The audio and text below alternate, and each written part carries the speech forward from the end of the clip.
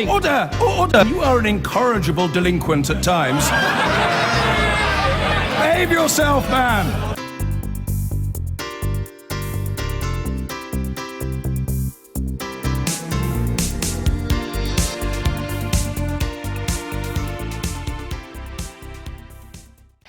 The children who've disappeared from schools and no one knows where they are or what's happened to them. New figures obtained by this programme show more than 30,000 children vanished from schools in England and Wales in just one academic year. It means the authorities were unable to trace them for at least 4 weeks. The data we obtained from local education authorities shows almost 4,000 of the pupils who disappeared couldn't be traced. Child protection agencies warn these pupils could be at serious risk of harm, abuse and exploitation, including forced marriage, female genital mutilation and radicalisation. Divya Talwar reports.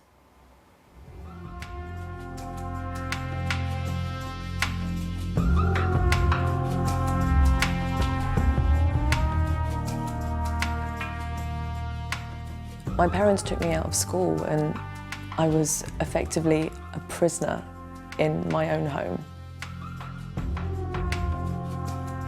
Well, because it was an illegal school and authorities didn't know about us, teachers, whenever we annoyed them, whenever we misbehaved, they'd punch us and slap us. No one knew where I was. It was as if I was completely off the radar.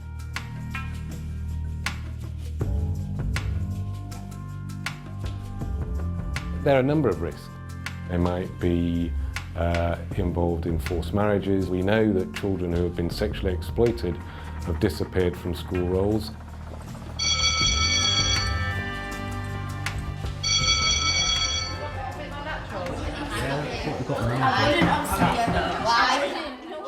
"9 a.m. at Moor End Academy in Huddersfield. Each morning, Amy gets a list of students who haven't turned up. So we've got 5 students that are missing that we need to chase up. If any are on the school's vulnerable and at risk list, it's her job to track them down quickly. Thank you. There's 5 children on the list today. Attendance is central to what we do here. We don't even leave it an hour, you know, it's basically as soon as we know that a young person isn't in, then we do need to find that young person because time obviously is of the essence. The first thing that we would do is try all the numbers that were on the system. Hello, my name's Amy Batley. I'm calling from Moor End Academy. I'm just wondering why your son's not arrived in school yet. If we didn't have any joy from there, we would send out a text. If we didn't get any response from that within a time frame that we'd agreed on, then we would make a home visit and probably go out at 2 of us and bang on some doors, knock on some doors, try and find out what's going on. Moor End has over 900 students from ethnically diverse backgrounds, so the school's vigilant to a number of risks they could face if they're missing from school. It could be something connected to grooming of some kind. It could be something to do with honour-based violence or radicalisation. There's a list of safeguarding issues, shall we say, that could have an effect on a young person. However, that is really quite rare, but you've always got to be vigilant. Moor End, like all other schools, has 20 days to track down missing children. After that, their names are given to the local council and they're officially recorded as missing from education. It's then the local council's job to investigate.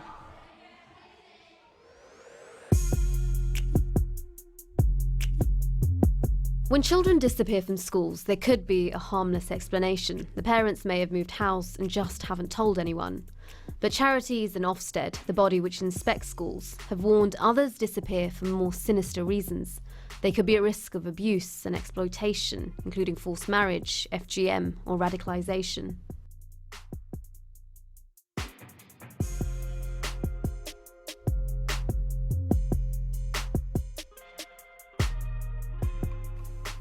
When I was 15, my dad walked into the room one day and he thrusted a picture of my cousin towards me and he said, "Zainab, this is who you're going to marry."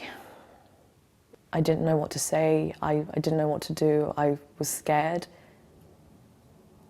Nothing I would have said would have changed anything. The only thing I could think to do was to run away from home. So I packed a bag and I went to the local train station. But then my brother found me and he took me back home. I was effectively a prisoner in my own house. I was pulled out of school. I couldn't go back to finish my GCSEs. I wasn't in contact with anyone. I would cry every single day. The school did send 2 letters home to my dad, but he just chose to completely ignore them. And then we moved house, and the school didn't know, my peers didn't know. I was just completely off the radar.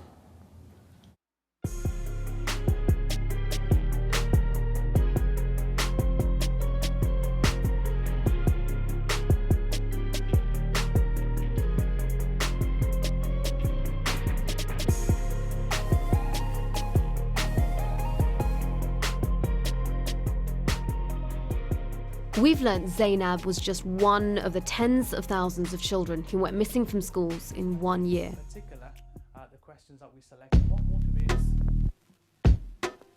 We sent freedom of information requests to councils across England and Wales. We learnt in just 1 academic year, more than 30,000 children went missing from schools.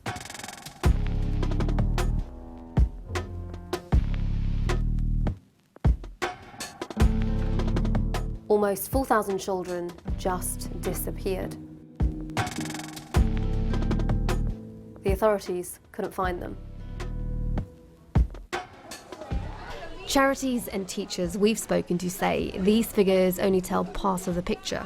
Other children can easily disappear from education, but are not recorded as missing because families may tell a plausible story to the school before, like they're moving area or leaving the country, and no checks are made. Some councils do a fantastic job, but unfortunately there are also some councils that don't do a good enough job by any stretch of the imagination, and there is massive scope for an improvement in this area. Every child who's not in school should be tracked, and there should be clear information as to why that child isn't in school. It's not good enough for there even to be one child whose whereabouts isn't known because of the potential risks. What are some of the safeguarding risks that these children could be exposed to, the ones that the councils just haven't been able to track? There are a number of risks. We know from some of the most horrendous high-profile cases of sexual exploitation that have happened in the country that those young people, they were girls in these cases, who were off the school roll. We also know from work about the correlation between children being off the school roll, not knowing where they are, and the possibility that they might be involved in forced marriages, and of course and issues relating to a young person's involvement in extremist activity. So there are a number of very serious risks that need to be taken very seriously. Earlier this year, Ofsted found some councils were doing too little to trace missing students. In particular, its chief singled out Bradford, Birmingham and Luton. Sir Michael Wilshaw warned some missing children could be in unregistered, illegal schools, where they're not getting a proper education, or worse, maybe at risk of harm or the influence of extremist ideologies. Jacob went to an illegal Jewish school in East London for 5 years. He's now in his early 20s. His younger brothers are still at illegal schools, so he doesn't want to show his face. He says he missed out on an education and hasn't got any qualifications. At the school, we were only really taught religious stuff. We weren't allowed to speak English, could only speak Yiddish. And if we were too slow, or if the teacher had to explain things too many times, or if we misbehaved, then we'd get beaten up. Were you ever hit? Yeah, I was hit. I misbehaved a couple of times and I'd get slapped or I'd get punched. You were punched and slapped. Did you think that was normal? Yeah, I did, because I wasn't the only one. At the time, because it was happening to everyone, I didn't really realise it was abuse. What kind of challenges are you facing now?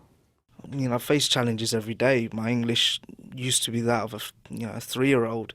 It's difficult for me to do anything. It was difficult for me to open a bank account. If I get letters from the bank, it's difficult for me to read them. I don't do so well, and I can't go to college, I can't go to university. I just wish that anyone, the authorities, just could have stepped in and done something about it. Ofsted now has a special task force seeking out and shutting down illegal schools. 2 unregistered Orthodox Jewish schools were closed here in Hackney in East London this year, although we've learned at least another 33 are still operating. So we've been driving around this area and we went past a building. It was quite run down looking, and we saw about a dozen or so young boys. They were holding books in their hands going into the property. We know that it's not registered with the Department of Education as a school.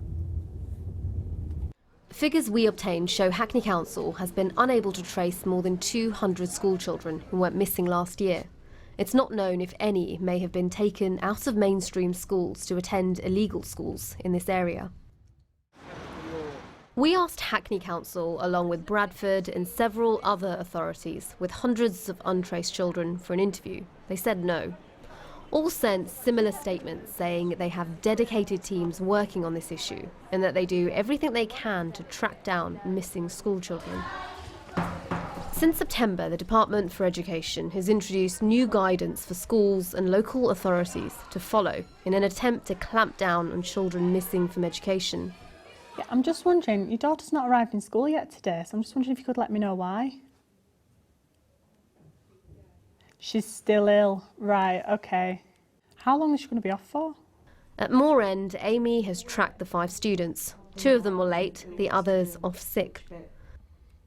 There have been students the school hasn't been able to track. Last year, 18 names were given to the local council. Eventually, the authority located most of them. The students had either left the country or moved area without telling the school. 2 children haven't been traced. Breathes, whether it be the animals, the trees, and every single human being. While Moor End says it does all it can when children go missing, it does a lot of work to try and prevent it from happening in the first place. Today, the Year 11s are having a lesson on radicalisation. Different schools do things in different ways, but what's really, really important is the preventative work. And obviously you are always going to react to things that are outside of your control when, it could be, for example, that a young person goes missing, and we will react to that and we know how to react. But it is absolutely paramount to the safety of young people that schools and academies are actually doing that upfront work, really, so that young people don't get themselves into situations, could feel like they could report, know where to go and find the help. So it could easily happen to any of us. So it's very important that if we start to, meet somebody who makes us think that way, we know that and we can report it.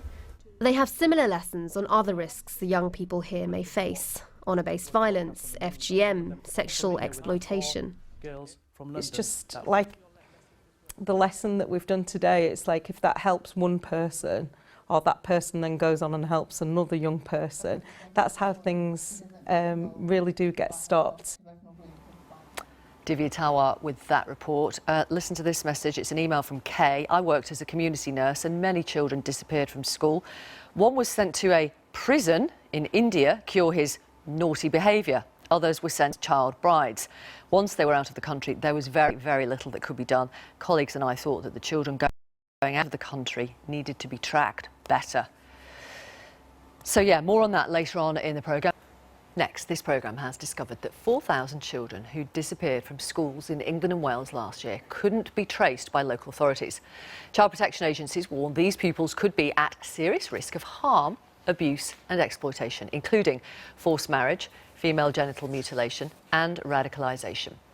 We can speak now to Michelle Lee-Izu, who is the director of Bernardo's, Vanessa Diakides, who's head of education at the FGM charity Forward UK, Aisha Ali Khan, who is a teacher from Bradford. Thank you all of you for coming onto the programme. Michelle, I wonder how shocked you are by these figures, first of all.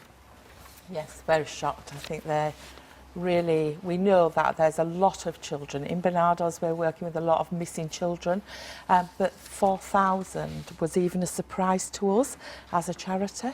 4,000 who can't be traced? Exactly. As we know, and as you've said and shown in your film, that this is children who are extremely vulnerable if we don't know where they are. You're right, forced marriage, FGM, but also child sexual exploitation. So we're really concerned. Where are these children? What is happening to them?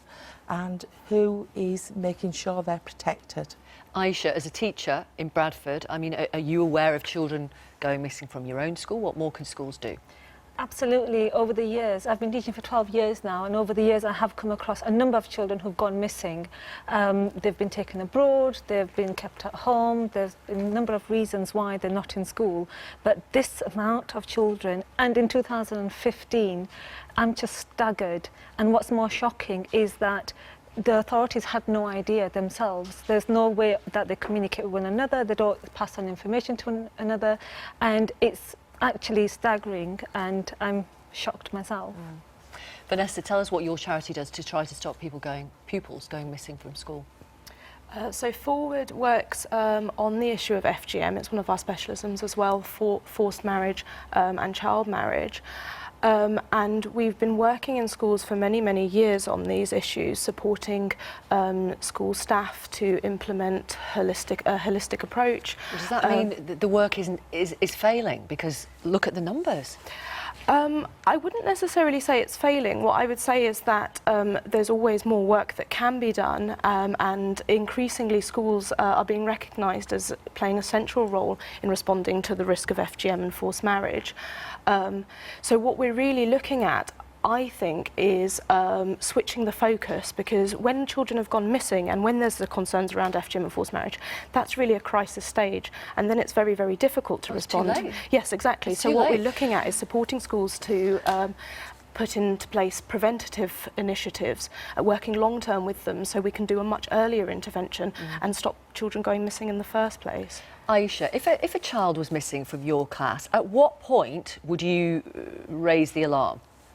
Well, I've been a form teacher as well, and it's something that's obviously a concern. If there's no valid reason, if the child is not in hospital, or they're not visiting relatives, or they haven't left the local authority, local area, then of course it's a massive reason for concern. Another issue which I just obviously reading the report yesterday as well, it takes 4 weeks for a child who's not deemed to be vulnerable for the local authority to be classified as a missing child. 4 weeks. And a couple of days, 2 or 3 days for a child who is already classified as vulnerable. Now, in those 4 weeks, a lot could happen. That child could be taken abroad. I mean, you've mentioned radicalisation. We've also mentioned CSC as well. But there's also other issues like drugs abuse, alcohol abuse, shoplifting. Most of the children that I've taught over the years, local inner city schools, these children, especially if they are not within the school setting, they have no routine. They will be getting up at 2, 3 in the afternoon, they'll be sleeping very late, they have no social interactions with other children their age who are in school. So these children are cast adrift, they're lost, and then they will grow into very troubled young people. What has to change, Michelle, from Barnardo's? Well, Barnardo's have been calling for a change in legislation that children receive good sex and healthy relationship lessons in school. You mean so it's compulsory? So it's compulsory, so that all children have access to that understanding. What is an healthy relationship? How do they know when it's a healthy relationship? If it doesn't feel healthy, how do they get help? Do you think that would be enough to stop the tens of thousands of pupils going missing? It's not enough on its own. Multi-agency working is also absolutely essential. Training for teachers so they understand what to do in the early stages, but also understand vulnerabilities and what to do where there are vulnerabilities. But really, early reporting is absolutely essential as well. And then also, so we need to move to being much more preventative in the approach when there are vulnerabilities, protection, and then also services and provision as well that are specialised.